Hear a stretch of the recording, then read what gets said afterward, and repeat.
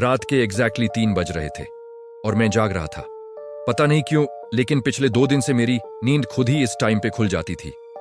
पहले मैंने इग्नोर किया, सोचा कोइंसिडेंस होगा, लेकिन तीसरी रात कुछ अलग था। उस रात मुझे एक आवाज सुनाई दी, बहुत हल्की, बहुत धीमी, जैसे कोई रो रहा हो। पहले मुझे लगा कि शायद बाहर से आ रही होगी, शायद कोई स्ट्रे एनिमल या हवा की आवाज। लेकिन जैसे जैसे मैं ध्यान से सुनने लगा, मुझे रियलाइज हुआ यह आवाज नॉर्मल नहीं थी। उसमें एक अजीब सी फीलिंग थी, जैसे दर्द, जैसे कोई मदद मांग रहा हो, लेकिन बोल नहीं पा रहा। मैं बेड पे सीधा बैठ गया। पूरा रूम अंधेरा था, सिर्फ फोन की हल्की लाइट जल रही थी। आवाज फिर आई, इस बार थोड़ी क्लियर। कोई लड़की रो रही थी। मेरा दिल तेज धड़कने लगा। मैंने अपने आप को समझाया, रिलैक्स, ओवरथिंक मत कर। लेकिन फिर आवाज मेरे रूम के बाहर से आई। मैं धीरे से उठा और दरवाजे के पास गया। हर स्टेप के साथ आवाज थोड़ी लाउड होती जा रही थी, जैसे जो भी था वो दरवाजे के बिल्कुल उस पार खड़ा हो।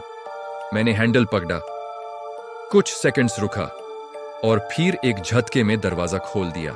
बाहर कंप्लीट साइलेंस, कोई नहीं। हॉलवे बिल्कुल खाली था, लाइट्स बैंड, हवा तक नहीं चल रही थी। मुझे थोड़ा अजीब लगा, लेकिन मैंने सोचा बस मेरा दिमाग मेरे साथ गेम खेल रहा है। मैं वापस मुड़ने लगा, तभी वो आवाज फिर आई, लेकिन इस बार मेरे पीछे से, मेरे रूम के अंदर से। मेरा पूरा बॉडी फ्रीज हो गया। धीरे से मैंने अपना सर घुमाया और रूम के अंदर देखा। सब कुछ नॉर्मल था, बेड, टेबल, चेयर। लेकिन आवाज अब क्लियरली सुनाई दे रही थी।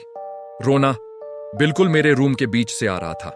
मैंने धीरे धीरे अंदर कदम रखा। हर स्टेप के साथ मेरी सांसें तेज होती जा रही थी। फिर मेरी नजर मिरर पे गई।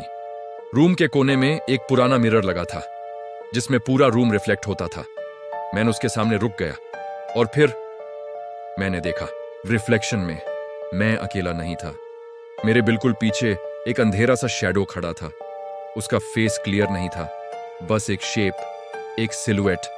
लेकिन उसके बाल लंबे थे और वो धीरे धीरे हिल रहे थे, जैसे हवा चल रही हो। लेकिन रूम में तो हवा थी ही नहीं।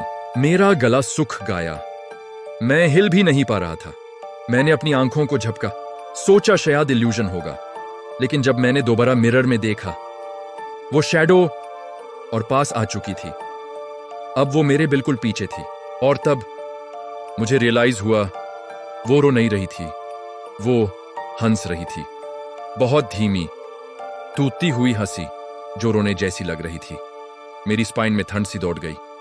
मैं धीरे से मुड़ने लगा, देखने के लिए कि मेरे पीछे क्या है। जैसे ही मैं पूरा टर्न हुआ, वहां कोई नहीं था, रूम बिल्कुल खाली। मैंने तुरंत वापस मिरर की तरफ देखा और इस बार मिरर में वो मेरे सामने खड़ी थी, फेस बिल्कुल पास, आंखें काली, बिल्कुल अंधेरी, और एक अननेचुरल स्माइल जो इंसान की हो ही नहीं सकती। और फिर उसने सीधा मुझे देख के कहा, अब तुम सुन रहे हो ना? उसके बाद सब कुछ ब्लैक हो गया। अगली सुबह मैं अपने बेड पे था, जैसे कुछ हुआ ही नहीं। मैंने खुद को कन्विंस कर लिया कि यह सब एक नाइटमेयर था। लेकिन जब मैं उठकर मिरर के पास गया, उसके ऊपर एक लाइन लिखी हुई थी, जैसे किसी ने उंगली से लिखा हो, आज रात फिर मिलेंगे 3 बजे। और उस रात के बाद मैं कभी 3 बजे नहीं सोता, क्योंकि अगर मैं सो गया तो शायद इस बार वो मिरर के अंदर नहीं रहेगी।